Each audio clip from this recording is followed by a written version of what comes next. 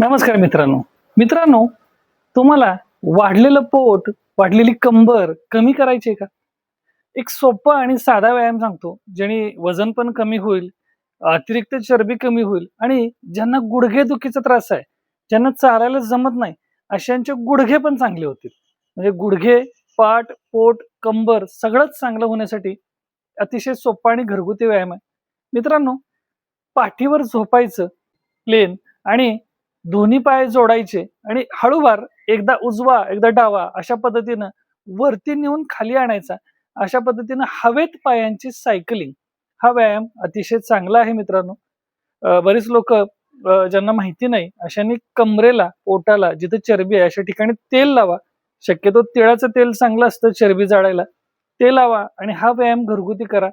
बघा, तुमचं पोट, तुमची कंबर आणि गुडघेदुखी सुद्धा बरी होईल. तेही जास्त कुठेही न जाता. त्यामुळे अगदी घरात बसून वजन कमी कसं करायचं असेल तर हा व्यायाम उत्तम आहे.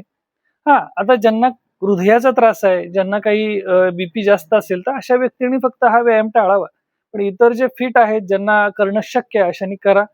जेवढं कपाळावर घाम येतोय तिथपर्यंत करा. हळूहळू तुम्ही वाढवत चला. धन्यवाद.